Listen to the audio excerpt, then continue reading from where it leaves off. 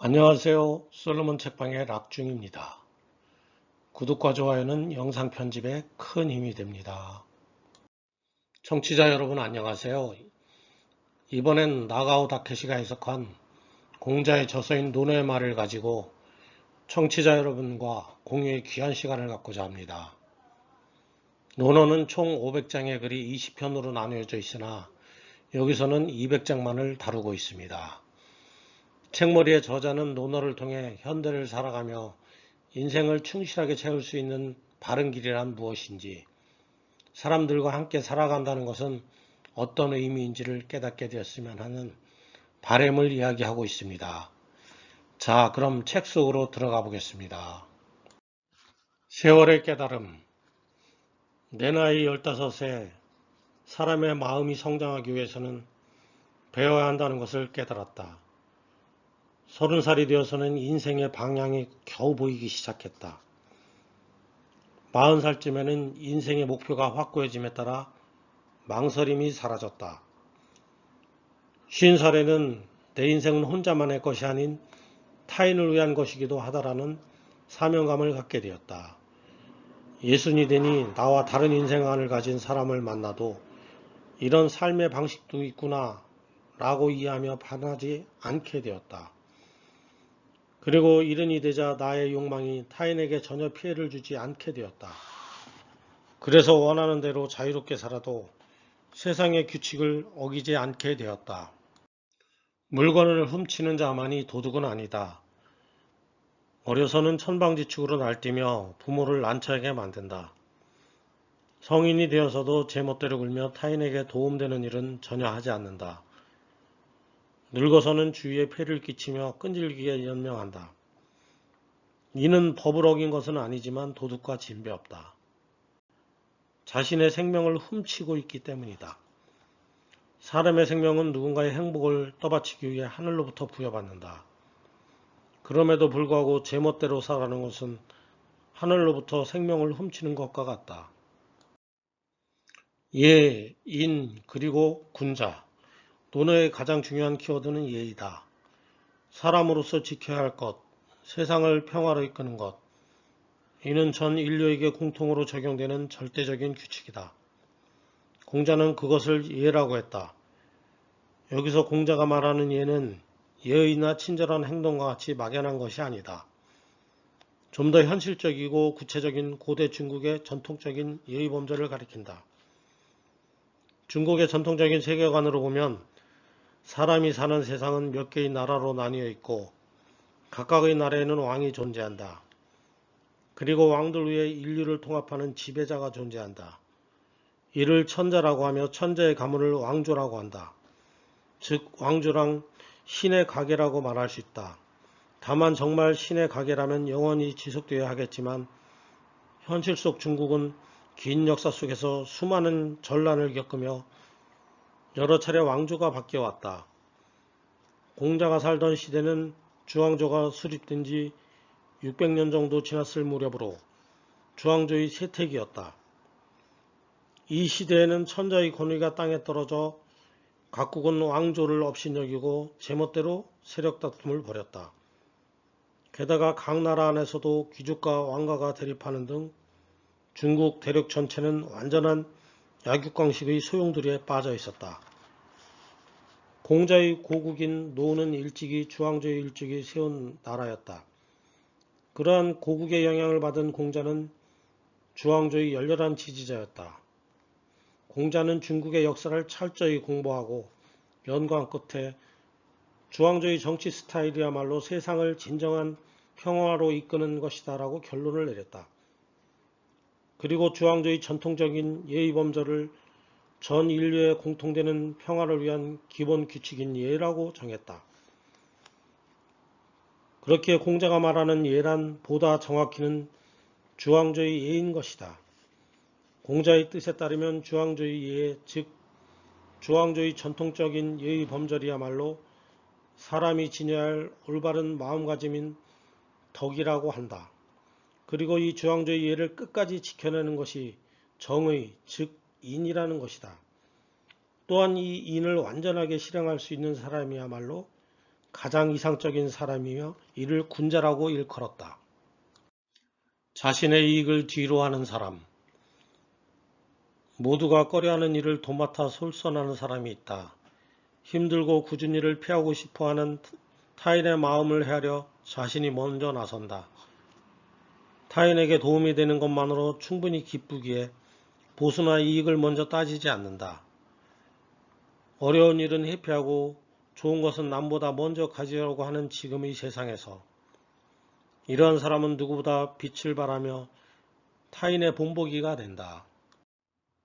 평생을 역경 속에 살았던 공자의 인생. 공자는 지금으로부터 2500년 전에 생존했던 인물로서 우리 인류사에서 크나큰 족적을 남긴 사상가 중에 한 명이다. 그의 가르침인 유교는 사람으로서 올바른 삶의 방식이라는 지침으로 전해져 지금도 아시아를 중심으로 전 세계 많은 사람들이 마음속 지주로 자리 잡고 있다. 그러나 정작 공자 본인은 그처럼 큰 업적을 남겼다는 지각이 없었다. 대업을 달성한 자신의 인생의 만족은커녕 만년에 이르기까지 불만이 가득했다. 그도 그럴 것이 공자의 인생은 복이 닦을 만큼 생각대로 되지 않는 인생이었다. 무엇을 하든 늘 벽에 부딪혀 괴로워했다. 분명 그는 언제나 마음속으로 이렇게 외치고 있었을 거다. 이따위 인생 정말 못 살겠다. 하지만 그는 한 번도 시리에 빠져 인생을 자포자기 하지 않았다. 아무리 힘들 때도 주위에 대한 배려를 잊지 않았다. 늘 상냥과 유머와 경의를 가지고 사람들을 대하는 진정 훌륭한 사람이었다. 자신이 힘들 때에도 다른 사람을 헤아린다는 것은 강인한 정신력을 지니고 있지 않으면 불가능한 일이다. 그는 가장 이상적으로 완성된 사람을 가리켜 군자라고 불렀다. 공자가 말한 군자란 어떤 상황에서도 다른 사람에 대한 배려를 잊지 않는 사람이다. 그리고 공자야말로 군자 그 자체였다. 그런 그의 가르침이기에 유교가 인류 최고의 보물 중 하나로 인정받고 있는 것이다. 배움에 대한 정열을 불태워라. 좋은 교사는 진심으로 배움을 갈구하는 학생이 아니면 가르치지 않는다. 모르는 것이 있다면 어떻게 해서든 알고 싶어 조바심을 내라. 공부하고 싶다 라고 크게 소리칠 정도로 강한 의욕에 사로잡혀라. 이 정도의 절실함이 없으면 좋은 교사에게 가르침을 받을 수 없다. 배움으로 무언가를 터득했다면 자기 방식으로 설명하고 싶어서 안달을 내야 한다. 애써 공부했는데도 제대로 표현할 수 없어 라며 안타까워하라. 이 정도의 여유가 없으면 좋은 교사는 더 깊은 진리의 세계로 인도해 주지 않는다. 좋은 교사에게 배우고 싶다면 배움에 대한 정열을 불태워라. 공자의 소년 시절부터 가족을 갖기까지. 공자는 소년에서 청년 시절에 이르기까지 먹고 살기 위해 여러 가지 일자리를 전전했다. 심지어 농가에 고용되어 괭이를 잡은 적도 있다. 젊었을 때의 고생은 사람의 마음을 성장시킨다고 한다. 분명 공자가 젊은 시절 겪은 이 고난 또한 인생의 귀중한 재산일이었을 것이다. 하지만 정작 공자 자신은 젊은 시절의 고생을 단순한 불행으로 여겼던 듯하다. 논어의 일화 가운데 하나를 보면 제자 중 한 명이 농사일에 대해 조언을 구하자 공자가 화가 난 듯이 나에게 그런 것은 물어보지 말라 라고 답했다는 이야기가 있다. 이는 중국 문화의 전통적 인식에 기인한 것이다. 옛부터 중국에서는 문화인과 교양인은 육체노동에 종사하지 않는다고 여겼기 때문이다. 공자가 17살이 되던 무렵 모친이 돌아가셨다. 하지만 그 즈음에 간신히 부모의 결혼이 공시가문에게 인정받을 수 있었다. 정말로 아슬아슬하게 공시가문의 정식 후계자가 되어 천의 고하를 면할 수 있었던 것이다. 그 후 공자는 19살에 송나라 출신의 여인과 혼인하여 그 이듬해 장남을 얻었다. 그는 가족을 향한 애정이 깊은 사람이었다. 앞서 공시가문이 중국관리 집안이라 말했는데 어머니의 집안은 유를 가업으로 하는 집안이었다고 최근의 연구자들은 추정하고 있다. 유란 이른바 관운상제를 다루는 일이다. 어떤 문화에서든 관음상제에는 전통적인 예의범절이 따르기 마련이다. 따라서 어머니 쪽 집안이 유교의 중심 사상에 영향을 주었을 것으로 추정된다. 공자는 젊은 시절부터 맹렬히 공부하고 많은 학식과 교양을 쌓았는데 특정한 스승에게 사사하지 않고 독학으로 배웠기 때문에 많은 어려움이 있었다. 더군다나 당시의 책은 종이가 아닌 얇게 깎은 나무 토막이나 대나무에 문장을 적은 목간이었는데 목간은 매우 귀중한 물품이었기 때문에 보통 사람이 이를 접할 기회는 거의 없었다. 그렇게 홀로 배움을 익히는 공자의 어려움은 더욱 컸다. 행동은 대범하되 머리는 냉정하다. 문제가 발생했다는 급작스러운 통지를 받으면 자리를 박차고 신속히 사건 현장으로 달려가지만 허둥거리며 실수하는 일은 없다. 사태가 긴급하면 긴급할수록 현장을 정확히 바라보고 냉정히 대처한다. 이것이 문제를 해결하는 현명한 리더의 모습이다. 약속을 지키는 자세. 소중한 누군가로부터 지금 당신이 필요해 라는 부탁을 받으면 곧바로 달려가야 한다. 마차를 준비하는데 조금이라도 시간이 지체된다면 두 발로 뛰어서라도 서두른다. 차후에 마차가 따라오면 그때 타고 가면 그만이다. 그렇다면 결국 처음부터 마차로 가는 것과 무엇이 다른가? 라고 반문할지 모른다. 그러나 만약 마차가 시간에 맞춰오지 못한다면, 그래서 소중한 이가 난처한 상황에 빠진다면 어찌할 것인가? 단 몇 퍼센트의 가능성일지라도 약속한 일을 더 확실히 완수할 수 있도록 최선을 다하는 것이 군자의 태도이다. 마지막까지 파란만장했던 공자의 인생.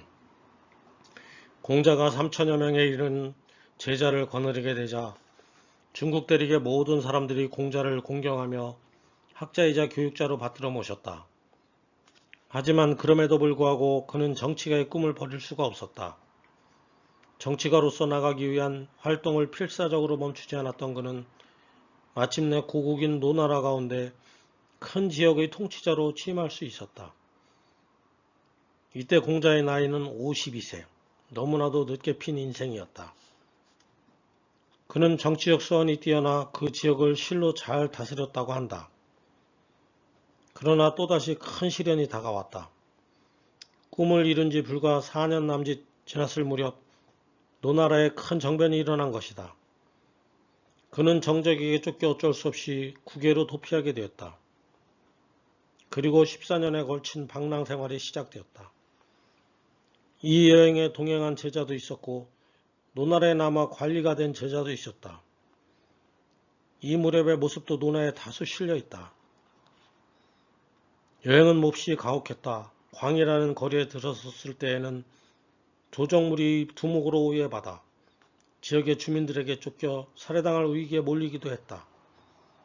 또한 진나라를 방문했을 때에는 식량이 완전히 바닥나는 바람에 제자들과 아사직전에 빠지기도 했다.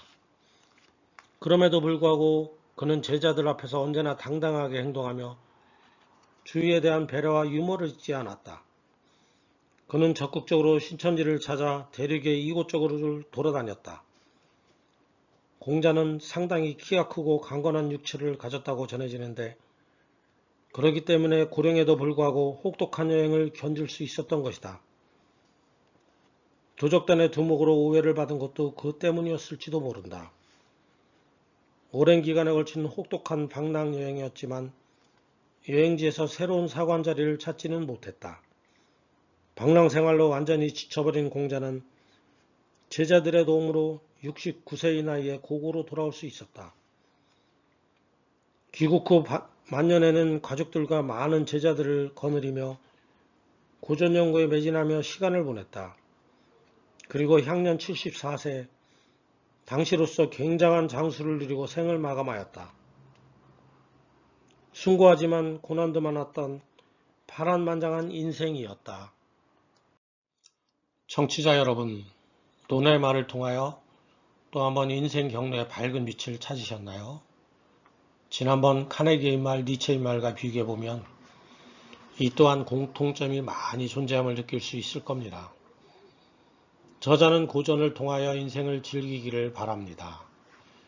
인생은 짧고 예술은 길다란 말이 있습니다. 청취자 여러분도 논어와 함께 즐거운 인생, 행복한 인생이 되었으면 좋겠습니다. 감사합니다.